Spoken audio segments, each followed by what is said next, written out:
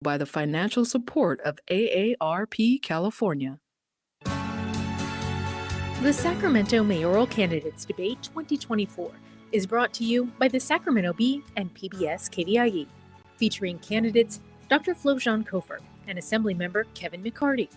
From the Mary Stuart Rogers Foundation studio at KVIE, our hosts and moderators, Marcus Bertone and Scott Syfax.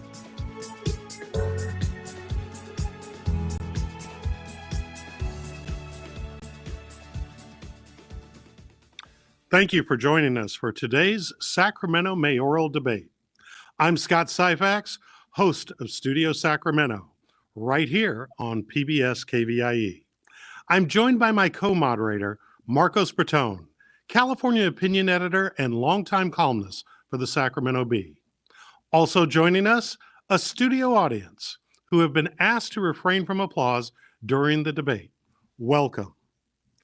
Today, we have the privilege of hearing from the two candidates seeking to be the next mayor of Sacramento, Dr. Flojaune Cofer and Assemblymember Kevin McCarty. Thank you both for joining us. Thank you for having us. We'll begin the debate with 60-second opening remarks from each candidate, followed by questions. Candidates will have 90 seconds to respond, followed up by an opportunity for the other candidate to reply. Some responses may receive further follow-up from the moderators. The questions were not shared with the candidates in advance. Today's debate will conclude with brief closing statements.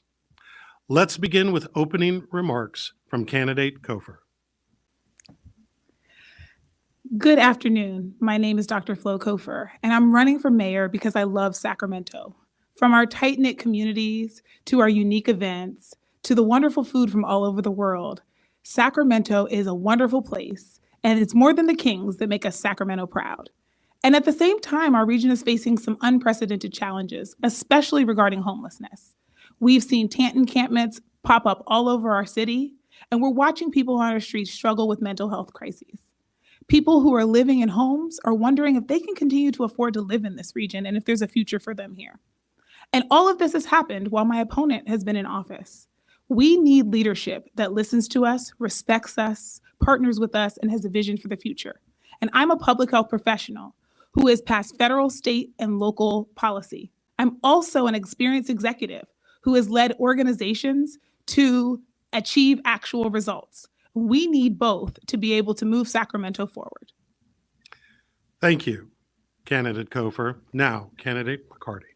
Thank you, KVIE and SAC-B, for hosting us today. I'm excited to run for mayor of Sacramento, my hometown. I know we have a lot of challenges, but I'm hopeful about our future. I know that I can lean in and tackle our problems big and small and get the job done, focusing on my experience as a former city housing and redevelopment commissioner, as a council member, as a state assembly member, always focusing on working with others, our partners in government, bringing real solutions to our issues. As I run for mayor, I think a lot about my teenage girls and what future lies for them in Sacramento and the next generation. I want to make sure that they have a city that has a thriving economy and jobs and housing at all income levels. I also want to make sure that it's a safe city so they can walk home from school and not have to walk around encampments and not worry about public safety. That's an issue that we all care about. But also want to make sure Sacramento 5-10 years from now is a city that we can all be proud of, a fun city with sports and music and arts and culture, bringing us all together for one Sacramento. I look forward to the debate today. Thank you. Thank you, candidate McCarty. We will now begin the debate with a question for candidate Cofer from Marcos Bertone. Thank you, Scott. Candidate Cofer, in recent months, City Manager Howard Chan has repeatedly returned to the City Council with requests to extend his contract. Some council members have said publicly that this situation with Chan's contract has become all-consuming. Ultimately, the council delayed a decision until December. It will become your problem if you're elected mayor. As specifically as you can you tell us if you would grant Chan's request for a year's extension or not? I'm so frustrated that this is where we are as a city because the council has punted this decision now for an entire year. When they put his contract extension on the agenda last December and in an illegal meeting. and then have failed to take it up in the ensuing 12 months. And so here we are being forced, potentially during a first meeting that we have, to make an important decision. I'm an experienced executive, and so I would not make a decision like this without first being able to understand how has this person performed over the last 8 years and have access to those data, doing a 360 review with all of his colleagues and direct reports. And I'm unable to make that decision in a week. And since his contract ends in December, that leaves us in a position now where our city manager will quit with no advance notice because he wants a year-long extension. And I'm unable to make that decision with only less than a week's notice and information. So I told, the mayor, I've been very clear about this, that this decision should have been made by the council, but we shouldn't put an albatross around the necks of the next council to have to make the decision in a week in a rushed fashion. It feels like we're putting our finger on the pulse and we're trying to kind of have a third term of this current mayor, and that's not fair. Candidate McCarty. I think two things are important. One, we need stability at City Hall, having a new mayor, and new city manager there for year one. So I support having the city manager stick around for one more year.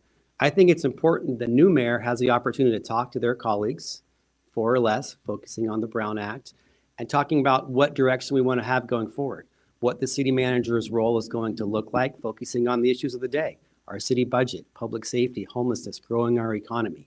I have worked with Howard Chan before in the past when I was a city council member. He's a fine public servant. I can work with him in our first year. I think it's important that we have continuity on those early days. But I do think that we can't have this issue heard on the night we're sworn in. I think that's too soon. I think the following week is too soon as well. I think we owe it to the new city council, will be 2 new city council members and a new mayor, to have a thorough conversation as far as the future of Sacramento. We have in the system government here, we don't have a strong mayor. We have the city manager form of government. We need to live under those rules. I don't support the strong mayor system. I support the current city manager's form of government. We need to collectively and collaboratively focus on what's next for the city. Okay. Speaking of that issue, our next question really goes to that city manager, mayor form of government. And the question for you, candidate McCarty, is this: is the mayor's job even relevant anymore? The city manager seems to have so much more power than the mayor and council does. Members of the business community with the city manager took over the process that led to Measure O in 2022. And how do you respond to the belief on the part of some that even if you are elected mayor, you'll have less influence than the powerful and unelected interests that run the city today? Again, I support the current system we have here in Sacramento. I've always opposed the strong mayor approaches. It's not a panacea. Look at cities like San Francisco and Oakland. They have a strong mayor. They have big problems with crime and homelessness. The city of San Jose, which has a city manager form of government, has done a lot of great work with housing development and dealing with our homeless population. So it's not one or the other. I like having more democracy spreading over the other council members, so I'm perfectly fine. What does that mean? You need an effective mayor who knows the system that can do the job on day one, which I know that I can. That means working with other people, your colleagues. The majority of the council members, current and incoming, are supporting my candidacy, meaning that I can work with them to put forward an agenda that has a city manager implement. This is what this job is all about. I often say that in this business, if you want to go fast, you go alone. If you want to go far, you go with others together. And that's always been my approach. When there's big issues coming before the city council, I try to find, when I was a city council member, find allies to work on those issues together. As a state lawmaker, the same thing. So I think more importantly is working within the system, understanding what the mayor can and can't do. The mayor is elected citywide, the only person elected citywide in the city of Sacramento. They have a powerful voice setting the agenda, focusing on the direction of the city, and getting the city manager and city staff to go in the same direction. Candidate Cofer, your response. First, just being very clear that if we don't make the decision as a new council by the end of the year, the city manager has made it clear that he wants an extension for a year and he will quit. So it's kind of a non-answer to say we can't make the decision. It means that we are saying we're not willing to extend his contract. And that's also something that the current city council has been unwilling to do for the last year. So I think we're now in a position where we have to talk about who's in control. And who's in control is the mayor and the council. That's what our charter says. And the mayor has the ability to put items on the agenda. And see, as an executive leader, the first question I asked our assistant city manager, Eleni Milstein, when I joined the Measure U Community Advisory Committee as the chair was, what are the city's goals? And she, as politely as possible, laughed in my face and said the city doesn't have any goals. And so that lack of goals means, sure, it feels like our city manager is running the city without any direction because none has been given to him. Our city staff, our city attorney, our city clerk, our city treasurer, our city manager don't have performance goals and metrics, which is another reason why it would be impossible to make a hiring decision on day one, because we have to actually do some investigative work because we haven't done the managerial due diligence necessary. So we can run this city well. We don't have to change the governance structure. It just requires somebody to come in who has management experience, who knows how to get things done with a group and make sure everybody knows what their role is and that they're accountable to the goals that are given. And that's possible under our current system. Dr. Cofer, I want to make sure I understand. What you're essentially saying is that by virtue of not wanting to make the decision in December, you're telegraphing to the current city manager that his contract is up in December, at the end of December, and that's it. I said that to him directly as well, yes. And so what would that look like in the city? Who would then step in under Mayor Flojaune? We'd have an interim city manager that the entire council could agree on. I mean, if the council could agree on a city manager right now, they would have chosen one over the last year. So it's clear that there are some challenges there, and I think it's time for a fresh start. The city of Sacramento needs new leadership. It's time for new leadership. And so that's the decision that's being made, and we don't have to be afraid to say that out loud. That's where we are as a city. It's time. And I want to ask candidate McCarty, you've said you would support another year. Just playing devil's advocate here, how have you felt about the current city manager and the number of pay increases that he has received and his continually coming back to the council, sometimes in closed session to deal with his contract? Just as an outsider, wouldn't you view that behavior as problematic? And how would it be different if you were the mayor? Well, I applaud the mayor and the council for changing the rules, which I support. So the executive of the city can't put on the agenda giving themselves a raise. It has to be done by the mayor and the city council. I think that's important. I do think the public does know that we have the highest paid executive in the state of California running a city. And now we're facing a budget deficit. So I think 100% we should not talk about increasing people's salaries who are already well compensated when we're going to be talking about potentially trimming down some of our city departments. So that should be off the table. More importantly, what I want to focus on with the city council and the city manager are some of the issues. What are we going to do as far as getting homeless off the streets into services? Focusing on what are we going to do as far as growing our economy to deal with the budget deficit? What are we going to do as far as hiring more officers in our police department? What are we going to do is providing more programs for our youth across the city of Sacramento? Look at issues and focus that as far as a way to evaluate the next contract for our city manager. So that's a great segue into our next question, Dr. Cofer. As you know, the federal data has shown that the city of Sacramento's percentage of unsheltered homeless people in the county increased from 67% to 77% between 2022 and 2024. And just to make sure our audience caught that, that while the last federal count showed that numbers of homelessness went down overall, the percentage of homeless concentrated in the city of Sacramento is concentrated in Sacramento more than anywhere else in the county. The last two mayors vowed to devise regional strategies for homelessness, but were unsuccessful. Prisoners are released from the county jail are turned loose in downtown Sacramento. The county sweeps the American Parkway and homeless people come to the city of Sacramento. The county just yesterday passed an ordinance prohibiting camping in the unincorporated county, which will mean those people will likely come to the city of Sacramento.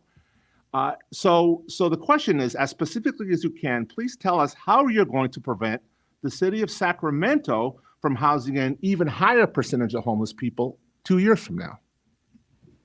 It's a really great question, and the question that we have to answer right now, which is, where are people going to go? Because the challenge here is that if you ask anyone who is doing direct service, they will tell you that sweeps are the number one policy that is making it so that our homelessness numbers are not going down and we're not able to address people. We have people who are cycling through our most expensive systems, our 911 system, our jails, and our emergency rooms over and over again, costing us $1 million per person every year without any solutions. So we need solutions. And first and foremost, we need a place to be able to tell people that they can go, where they can, have showers and where they are able to access electricity, and they have a safe place to be. Because we know that 95% of people who may be experiencing addiction are unable to address that addiction if they don't have a stable place to be. And moving people from place to place without a clear destination is a failed policy. We have to have a place for people to go where they can get services. And that will be safe rest villages, neat, trailers and tiny homes where people can have stable access, where our service providers can find people when they come to the top of our service provision list. Right now, our substance use list is 6 months long for a wait list to be able to get services. Where do people go right now? And so Sacramento has a responsibility to answer that question, and so do the other places in the region. We can't be the place where everybody that people don't want to take care of comes to be, but we also have a significant number of people in our own community who haven't been taken care of, and that changes under my watch. Dr. Cofer, as a follow-up to your statement, the simple fundamental question is, where does the money come from to pay for all of that? We have a state that faced a record deficit. We have the city staring at a fiscal cliff. So all of those solutions sound wonderful, but where's the money come from in order to do all the things you just described? I think this is why the Sacramento Bee described me as socially progressive yet fiscally conservative, because I am not convinced that we need more money. What we need is better collaboration. Right now, we are having people cycling through our expensive systems, and at the end of it, we don't have anywhere for them to go. So we need to take the money that we have and set goals and be clear about where people can go, fill in those gaps. I've been meeting with people across this region, UC Davis Health, the head, and everybody's number one issue is we're not working together in a fashion across government and non-government agencies to make sure we're answering the questions. All the pieces are there. We need to assemble them. Assemblymember McCarty, your response. Well, it's the top issue for the whole city of Sacramento. It's the issue why I decided to run. My kids were walking home from middle school when I decided to run for mayor, and they had to dodge encampments and dogs on ropes to get home. It wasn't safe for them. I wasn't pleased by the response, the lack of urgency, focusing on common sense solutions. So yes, we are all in this together. We need to work on this together with all jurisdictions. I'll talk about the 5 things I want to do. Number 1, we need to enforce the law. We can't allow urban camping and encampments, especially now that other cities are enforcing it like you alluded to. Because people will just cross the Tower Bridge or come from Elk Grove or the county of Sacramento. We need to make sure we focus on no encampments in the city of Sacramento. Number 2, I want to audit our city money we get from the state, roughly $25 to $30 million a year, to focus on where are we getting our biggest bang for our buck. Right now we fund 3 or 4 programs. Which ones pay the biggest dividends? We need to focus on more efficiency and being more effective. Focusing on where people can go. I support looking at vacant city property, for example, former city corporation yards, to have places where people can camp or have tiny homes where they have services and bathrooms and social services. I don't support this idea to utilize underutilized city parks. I think that's a terrible idea. Parks are neighborhood parks. We need to do a better job partnering with our counties. I support having a joint powers authority with our county and our regional cities to work on this. Lastly, behavioral health is a key. We need to focus on people with untreated mental illness and have compulsory treatment sometimes.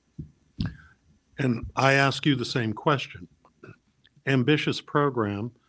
It sounds like that there are a number of areas where you two actually share the same approach. Where does the money come from? We need to look at our existing money and be more nimble. Just this week, we talked about a woman here in North Sacramento, Robin Moore, a Safe Harbor Homes, who built in her backyard 5 tiny homes. We need to ask churches and small business groups, like, what can they do to be part of the equation? That's where I want to audit our existing city expenditures and look at what programs, are worth continuing, or focus on which ones can be more cost effective. Because I'd like to have an apartment for everybody, but that's $600,000 per individual. I'd rather build 10 tiny homes for the cost of 1 apartment. Dr. Cofer, before we move on, Assemblymember McCarty mentioned the issue of using unused parks, and that is a idea that has been attached to you in terms of using parks. He doesn't support the idea. Why do you support it? Well, first of all, he has completely mischaracterized my idea, and he knows it. It's a lie. And so I've been very clear that what I'm talking about are not what you envision when you're talking about parks, green grasses with play areas that he and his supporters would like to make it seem as if I'm proposing. What I'm talking about are empty lots that have brown grass and cracked concrete. These are empty city-owned parcels that we can use for this purpose because this is a crisis. And he knows it, and he agrees with that idea as well. Do you have a response to that? No, I mean, the reality is that truth hurts. I've been in multiple forums, and my opponent says we should think about using underutilized parks. Use the word parks over and over because she says parks have water hookups and electricity. Look, a park is cherished to a neighborhood. If it's a park where 1,000 people go a day or a small park where 10 people go a day, tell those 10 families they don't get to utilize their city park. Parks should be off limits, but more importantly, we have better places we should zero in on. Kevin knows full well that I did not say that, and that what I'm talking about are the empty lots that are on the city's park list but don't yet exist. And so to continue to lie as if he doesn't understand what I've said, even though I've clarified at least 4 debates, is really disappointing in someone who's been elected for the last 20 years and should be able to have plans of his own instead of lying about mine trying to win an election. Well, what would be helpful, and I'm going to ask this of both of you, is so beginning with you, Dr. Cofer, how would you articulate where there's daylight between yourself and your opponent on homelessness?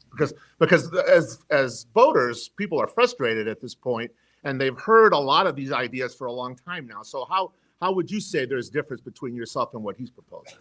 The major difference is that I'm not proposing something that every single person who works in direct service says is hurting their ability to be effective on homelessness, which is continuing sweeps. That is the number one difference between us. He wants to do a failed policy over and over again. This is just another term of what you've seen that's failed. And so we have to have places for people to go, and we need to look at city-owned lots. He's proposing Cal Expo, even though the city doesn't have control over it, and it's been voted down. We have to stop with the failed policies and the rhetoric that makes people feel safe, but is actually just bad ideas being recycled. Mr. McCarty, do you want to respond? Yeah, I think the biggest difference is I'm looking for practical solutions. I don't think that parks are a good idea. If Dr. Cofer has a park in mind, please let us know, and we can go talk to that neighborhood and ask him if that's a good idea. I do think we need to be crystal clear. We can't allow encampments in the city of Sacramento.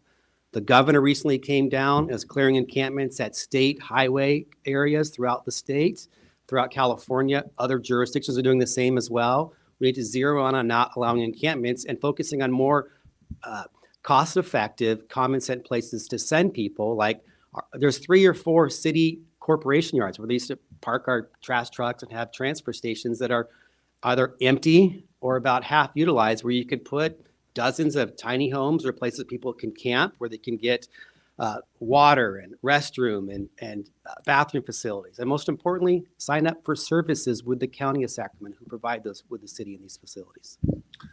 Moving on, but still on the topic of homelessness. Candidate McCarty, small business owners and residents often bear the brunt of homelessness-related issues. Public drug use, littering, aggressive panhandling. Whose rights should take precedence?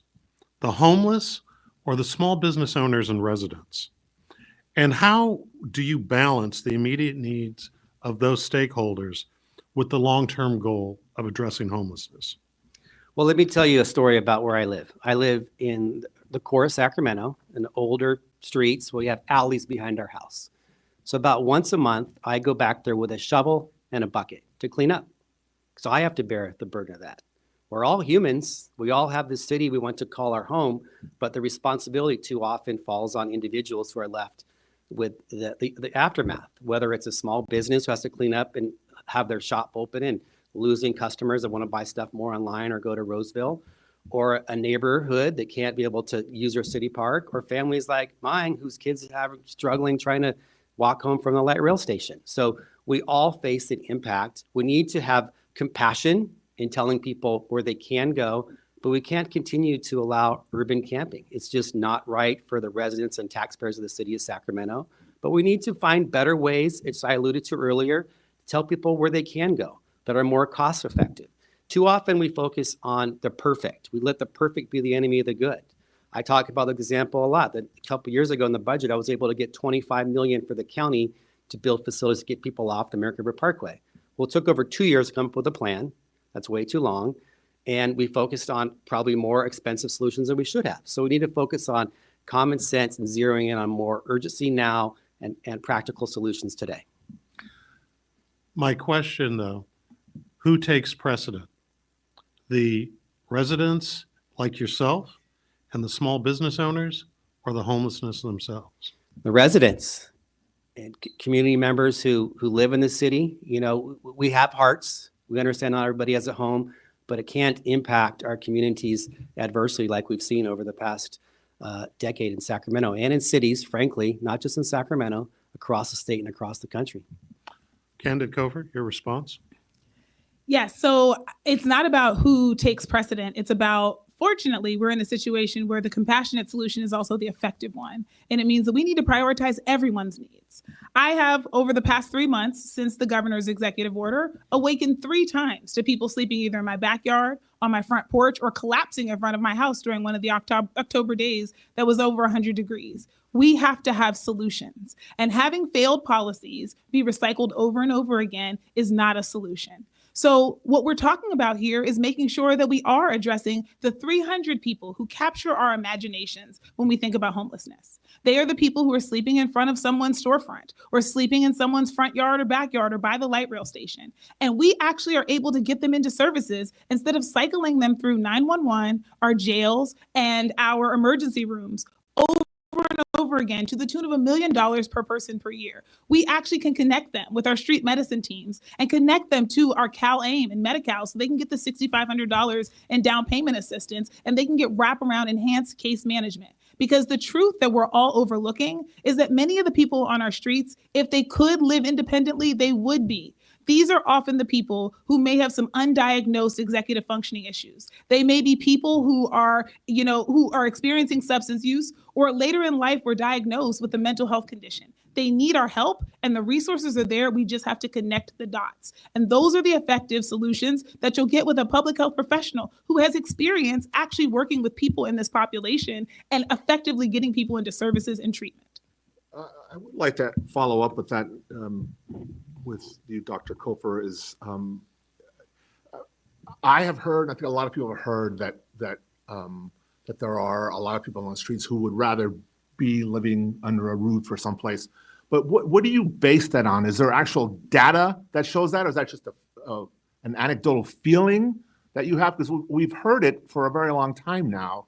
And yet the problem remains. Yeah. So, I'm a public health professional with experience in this. I've actually worked with people with severe mental health issues and also with people who have addiction issues and helped to get them into services and treatment. And I worked with a gentleman who has severe schizophrenia, and he told me no at first until he got to the place where he trusted me enough to tell me yes. And that's just one of many stories I can tell you. It is difficult, make no mistake, but also make no mistake that almost nobody tells you yes the first time you ask.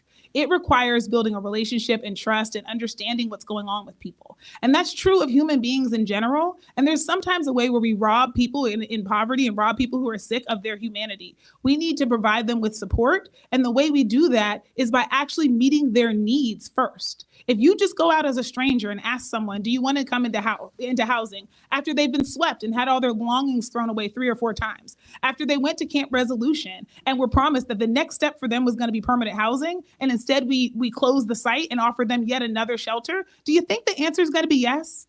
This is why service providers in this region are so frustrated with us, because out of touch people who've never actually touched grass and had an experience doing this work are the ones saying, this is the solution. How about we listen to the people who do this every day, who understand the challenges and are telling us what we're doing is failing? Or just look at the data showing us we're not getting better at the very population that we say is our priority and is causing the most issues. This is why you need a mayor who understands systems, who understands public health, and who is actually connected to the street and understands what's happening. And I am that mayor. Assemblymember McCarty, would you like to respond? No, we can go on to the next question. All right. Well, actually, the next question happens to be yours. Let's go. We are at the point in this debate where it is that we invited both candidates to be able to ask the other a question. And candidate McCarty, you are first to ask Dr. Cofer a question, and then in response, she will ask you. Sure. I would zero in on what I alluded to earlier and where homeless camps should be, where homeless facilities should be. I know there's this example that was brought up about safe rest villages in Portland. My sister lives in Portland. I asked her about them. She says they're a mixed bag, but nothing's perfect in this. And you mentioned that some city parks are on a list. You mentioned this list that can be seen, and I was wondering if you could share some of the sites that would be utilized so we can move past this issue where you've been talking about underutilized city parks as homeless facilities. Yes. So again, I will clarify that what we're talking about are the empty lots. Some of those empty lots are sitting on our parks list. They say coming soon. And Teresa Cliff from the Bee actually drove by and validated that the ones that say coming soon are empty lots. So Kevin, you and I both know that we're talking about empty lots.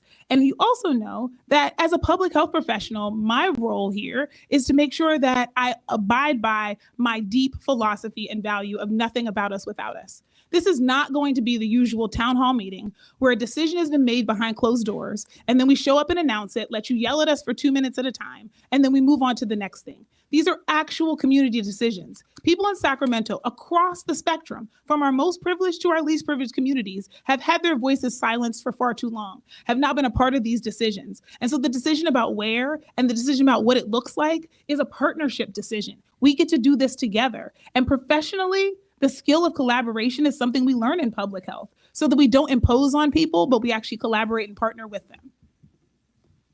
All right. Dr. Cofer, your question for Assemblymember McCarty. Sure. So you've been our elected official for the last 20 years. And during some of that time, homelessness skyrocketed. You said this was not something you talked about when you were in the city council. And you're now proposing solutions that could have been implemented in your current position as assembly member, like a blue ribbon commission, or improving the collaboration with the city and the county, or auditing the spending. And so I'm really curious to know why you didn't do this sooner and why voters should trust you to do now what you haven't done while this crisis got out of control.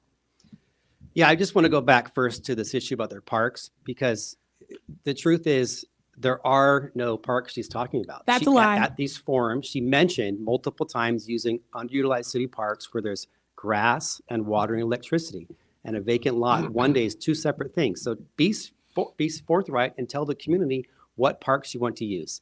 On this issue, the issue of homelessness has evolved tremendously in the past 20 years. Yeah, when I was a council member, I had town halls all the time in my district. Nobody ever came up and talked about homelessness at any of my town halls.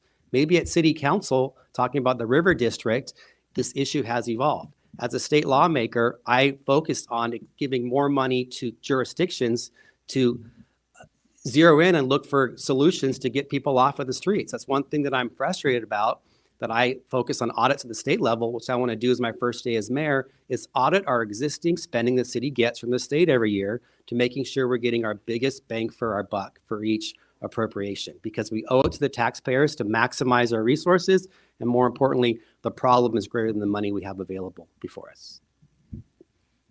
All right. We are going to move on now. And Marcos, you have a question for Dr. Yes, we're going to ask each candidate an individual question. So, Dr. Cofer, on June 9th, 2020, on the Voices of a River City podcast, you said the following: "Today, our mayor, Darrell Steinberg, said on the radio that we will not defund police. He anchored to the right, and all I'm saying is we anchor hard to the left.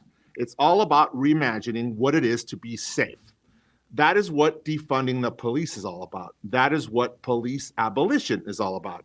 It's about reconsidering the very systems that we've come to rely on, that we take for granted, but that are not foregone conclusions. So I actually think it's really important to continue talking about defunding the police and continue talking about police abolition. On the campaign trail, you've been describing yourself as a public safety candidate. Aren't your current comments about police in conflict with your past comments about police? I'm so glad you asked this question because they're not. Because what I'm talking about is really reimagining our approach to public safety. Right now, we have our police going on far too many calls related to homelessness instead of actually having other trained professionals who can do this work doing that. And so part of what I've been talking about now is how do we fund public safety? Because I know about you and me and everybody in this audience that we didn't wake up this morning hoping to call 911. Responding after a crime is only part of public safety, but it's not public safety. Public safety also includes prevention, and we want to be safe. And we do need to reimagine systems that are not working. We have increased our police budget over the last 4 years by $100 million. And yet the major metrics of safety, do we have less violent crime? Are people safer moving through our communities? And are we getting faster response times? Are not seeing $100 million worth of outcome. And so just like with homelessness, throwing more money at a system is not the only answer. We also have to think about how we spend that money effectively. There are ways that we can make sure that our police have the time and energy and the bandwidth to be able to respond to the calls that they were trained and hired to do, and that other people can respond to code enforcement calls and calls that are non-criminal calls. So our police can actually do the job they were designed to. And that's all part of reimagining. What we're trying to do is reimagine systems that aren't necessarily ones that have all of the problems of the past, but it doesn't mean we don't have public safety. So I am the fund public safety candidate because I want real outcomes and I want us to be able to reimagine what that looks like. Candidate McCarty, do you have a response? Yeah, during the summer of 2020, after seeing George Floyd murder on TV, we worked on a lot of police reform measures. Dr. Cofer supported my legislation that I worked with then Attorney General Vice President Kamala Harris to bring about independent investigations for officer-involved shootings. I support having more accountability and transparency in our policing, but I think defunding and abolishing the police department is a bridge way too far. So look, when I was a city council member 15 years ago, we had 67,000 fewer people and 49 more police officers. Our Sacramento County Grand Jury did a report focusing on a staffing crisis. We have more needs, more people, fewer police officers. The idea that Dr. Cofer presents as far as taking $70 million from the police department would not make Sacramento safer. It would make us more unsafe. So I vehemently oppose that idea. I like some of her ideas as far as having more mental health professionals respond to calls, but you can't do that by taking officers away. Those two things go hand in hand at the same time. Would you like to make a short rebuttal? Yes. So I, first of all, have never proposed that we cut officers. What I have proposed is that over time, we shift dollars from public safety because all of those dollars came from Measure U.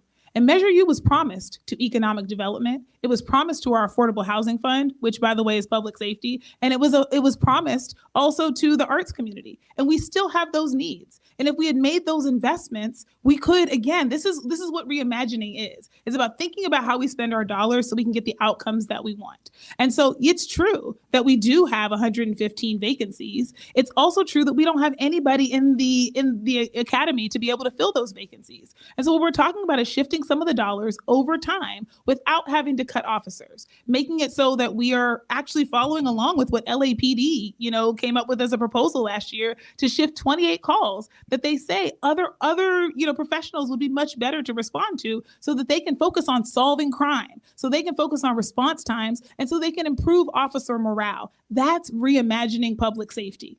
That's abolishing this idea that we have about what policing is supposed to look like.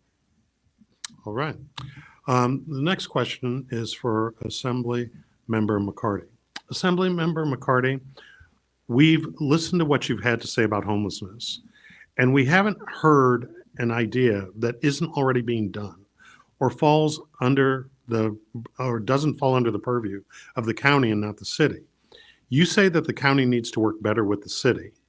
Everyone says that, and yet the county has demonstrated that it can be hard to work with. In March of this year, you expressed a frustration at the county for moving slowly to implement the $25 million you got for them to build an emergency shelter for people living in the Parkway. 2 years after you arranged for the money, the county, just a month ago, moved to spend some of the money, but not all of it. The question If you were not able to influence the county this year, how will you be able to influence them next year if you're elected mayor? Well, look, we're all in this together. We need to lock in with our neighboring jurisdictions, not just the county, the city of Elk Grove, Rancho Cordova, who are right next to us, to focus on how we have regional solutions to this. I think we can't focus on this by pointing fingers at the county. We need to walk together. That's my philosophy and how I've always governed. I don't go fast by myself. I go slow with others. That's why I have the majority of the county board of supervisors endorsing our candidacy, talking about ideas how we can partner together to maximize outcomes. The county supervisor who asked me to get that earmark in the budget, Rich Desmond, was equally as frustrated it took so long. So I think that's a joint feeling that we have, but too often we focus on the perfect solution and not the good solution. Again, I want to go back to practical ways how we could get more people off the streets. There are 3,000 people on the streets of Sacramento. A lot of the advocates want all these people to have an apartment, which is permanent supportive housing. That's $600,000 per unit. You know, we could only do 25, 30 of those per year based upon that math. I want to focus on hundreds, finding appropriate spots that are not city parks to zero in, telling people where they can go, where they can camp, where they can have tiny homes. The county and the city have actually come a long way in the past 12 years, having more cooperation. If the city opens up a facility, the county provides the services for those individuals. We are not going to get out of this unless we work together in partnership, and I'm committed to doing just that. Dr. Cofer, do you have a response? I think this one's pretty simple, which is that we need to do more picking up the phone in this region. So when this, there are so many times that I can think of that we didn't talk to each other. When, the city was in financial trouble this year, and instead of talking to the school boards around us, we just announced that we were going to cut K-12 regional transit and that they were going to pick up the bill. And they came to city council like, what's going on here? Why didn't you talk to us? The same thing is true here. I talked to one of Kevin's endorsers, and one of the things that he said to me is, I didn't think, for example, his bill for the county and the city to collaborate was that I thought it was going to be costly and we didn't actually need it. And so the question becomes, well, what can we put in the place? And by the way, when you give $25 million to a county that has struggled to spend money, during COVID, we were all watching as the money didn't go where it was supposed to and people died and we lost our county executive. I think I'd put some stipulations on how they spend the money. That's how we and enforce a collaboration. Our city council members had to go to the county and say, you didn't tell us what the plan was for this $25 million and you're trying to spend it in the city of Sacramento. That's not collaboration. We need people to do the old school thing of picking up the phone and talking to each other before they make these big decisions. So I would ask both of you in terms of, not to beat up on the county, but that's what I'm going to do. They at the recent meeting, City Councilwoman Karina Talamantes repeatedly asked them, I want to work with you on this, on the money that you had arranged for the county. They never called her. She found out about that this was coming before their meeting, the way the rest of us did.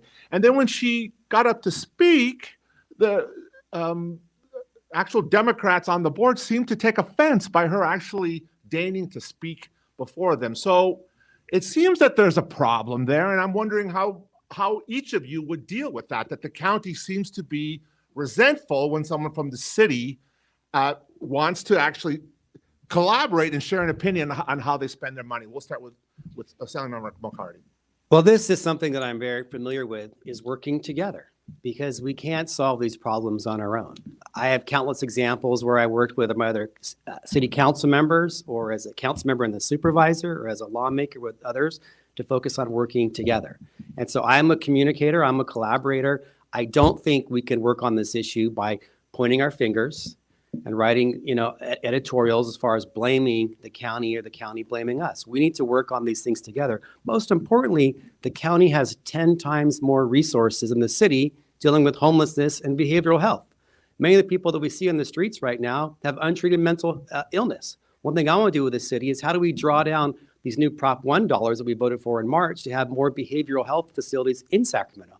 So our police and fire, when they see somebody who's homeless and having a psychosis episode can take that person and get them treatment. If they don't want to get treatment, I believe in compulsory treatment for certain individuals. So we need to be working together more. And it's an approach that I've always had, and I will certainly implement that as mayor of Sacramento.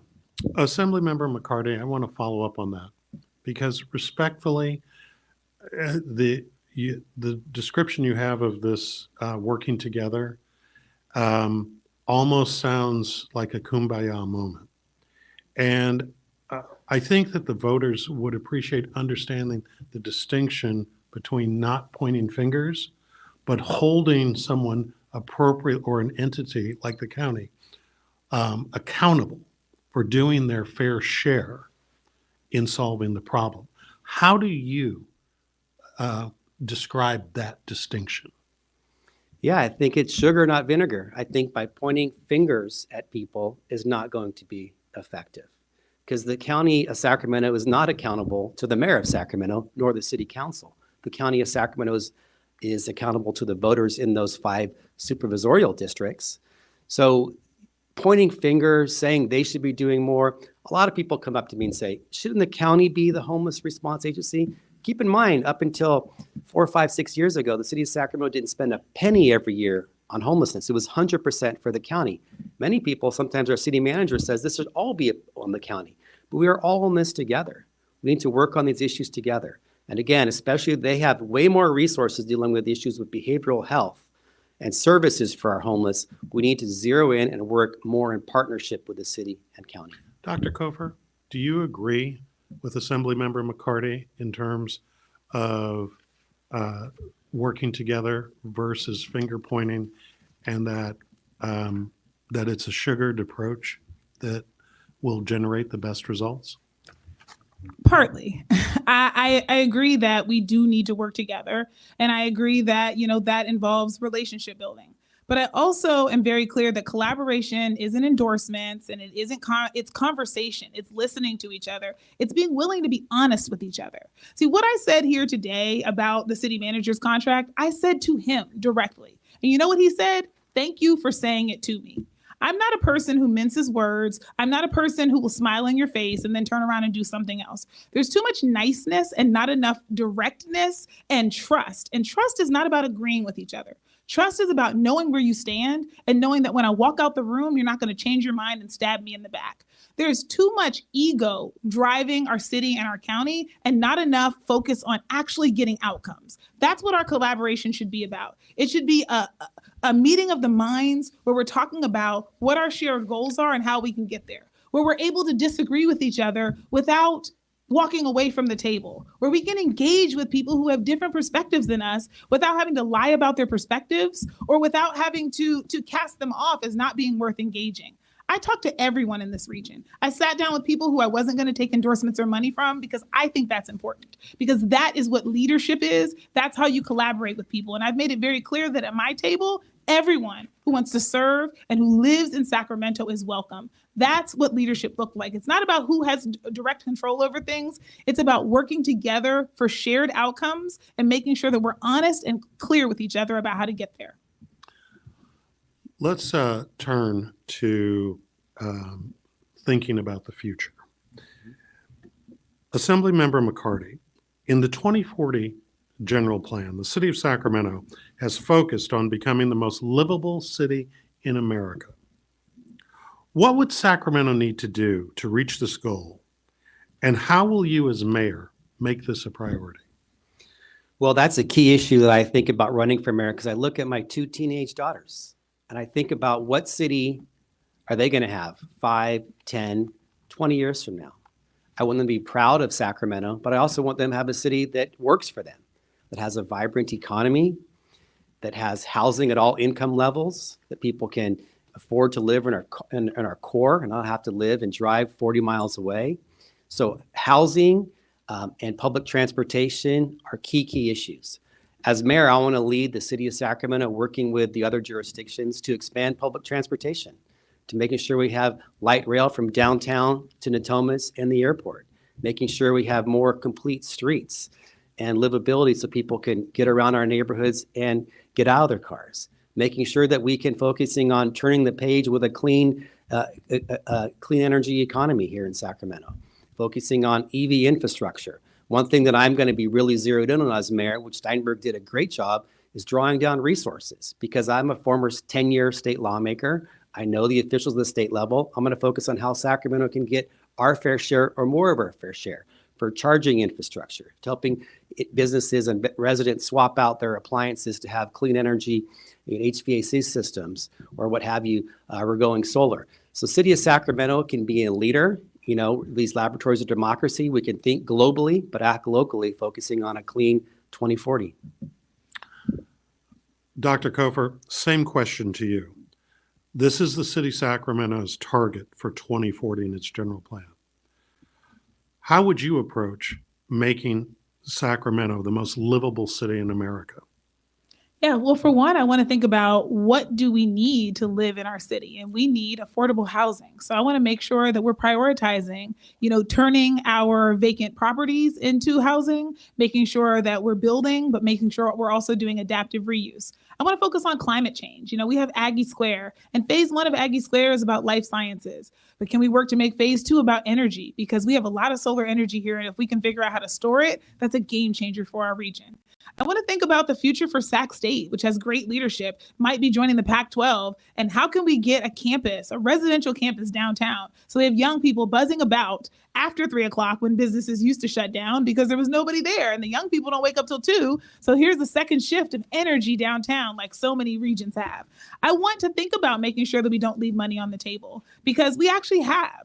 Over the past few years, we left at least $12 million in violence prevention funds on the table. We left Caltrans dollars on the table. And it's really frustrating because the number one public safety issue in Sacramento by volume is actually, people being killed and severely injured in traffic accidents. And so I want people to be able to walk and bike and move around our city and not be afraid that they're going to be killed or severely injured in the process. I want us to be able to have every single neighborhood in Sacramento have a point of destination for entertainment and for live music and for art, a place that you can feel pride that people come to your neighborhood to be able to support.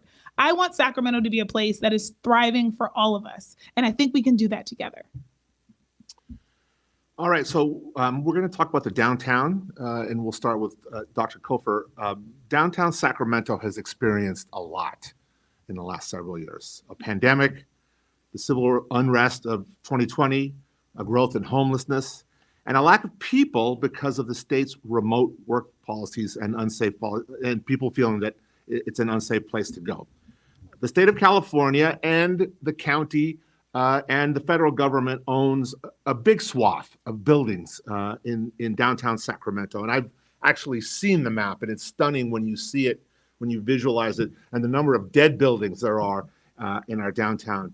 As mayor, what would you demand from the state and from other government stakeholders to revive downtown Sacramento?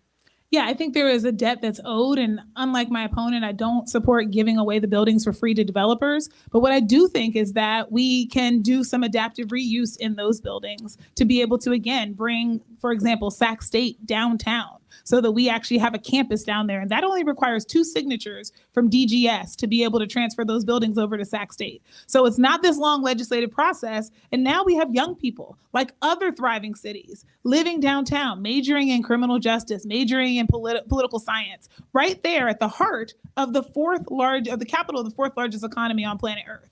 That's an exciting place to be. And especially because there's so much other activity happening downtown. What the downtown partnership has been clear about is that people don't want to come downtown just for work. They want to come downtown for entertainment. And so making that an entertainment hub is a real priority for me. And also, if you're coming in J Street, which I would argue is the city of Sacramento's front door, once you get past the Kempton Sawyer, you start seeing a lot of vacant buildings, and it just doesn't look like the way that we would kind of want to sleep around our front door if we have visitors coming. So I want to look at, can we do some pop-ups? Can we stage some of those spaces so that we're seeing our artists there, and it still says for sale or for lease, so that people can kind of envision what might be possible to be there. So when people come to Sacramento to visit, or when people come downtown to enjoy it, they're thinking about how they might be able to be part of our downtown. We need to infuse some life and some energy into downtown because it has been through a lot. And forcing state workers back into the office is not the way to go. That's going against our climate goals. What we need to be doing right now is making sure we're pushing towards building a vision for the future.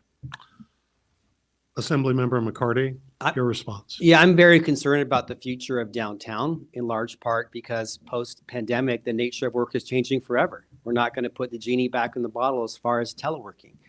As you said, Mr. Bertone, 45% of those buildings downtown are state or federally owned and pay zero property taxes.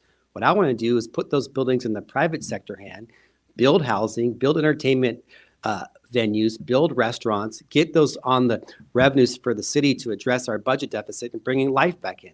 One thing that I'm focusing on the state is I'm already writing the law. I wrote the law that's turning the EDD building into 400 plus affordable housing units, adaptive reuse. There's 2 other buildings next on the list on 7th, 8th, and P.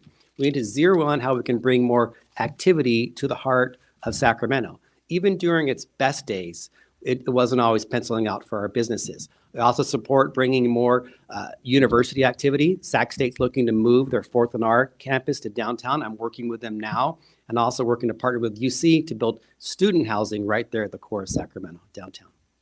All right. Thank you, candidate McCarty. As we conclude today's debate, we will now ask the candidates for their closing remarks. We will start in reverse order of the opening remarks, and each candidate will have 1 minute. Candidate McCarty, your closing remarks. I'm excited to be the next mayor of Sacramento. We have big challenges, but I know that I am ready to lean in and tackle our problems big and small. That's what I've always done. When I was a young council member and I got the call from the police chief that some teenager was shot in front of a community center, I said, how can we make sure those community centers are open on Friday and Saturday nights to keep kids out of trouble, which is now the model today. When too many properties in some of our core neighborhoods were being run over by absentee landlords, I worked to create a program to focus on bringing those units back into compliance and cleaning up neighborhoods. As I mentioned earlier, when downtown saw people leave after the pandemic, I wrote a creative law to bring about adaptive reuse of those buildings to bring life and housing back to the core of Sacramento. I'm always looking for solutions.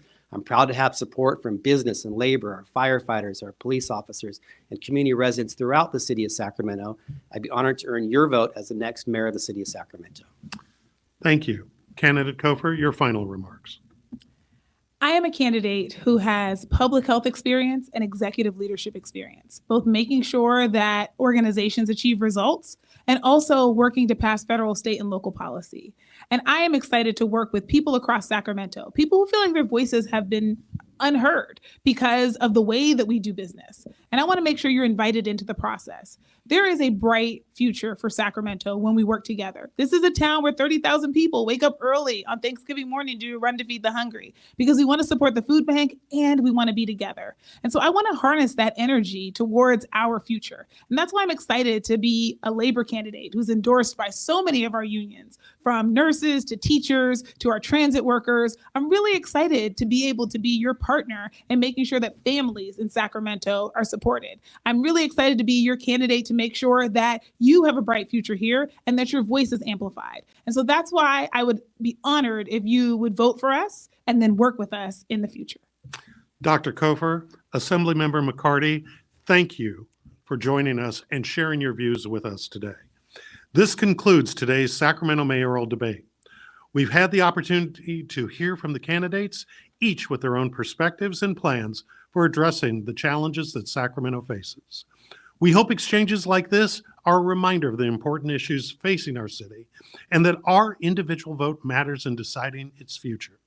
On behalf of my colleague Marcos Bertone, the Sacramento Bee, and PBS KVIE, I'm Scott Syfax. Thank you for joining us, and remember to vote.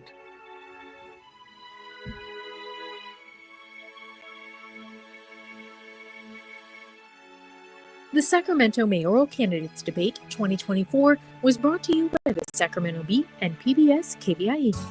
This production is made possible by the financial support of AARP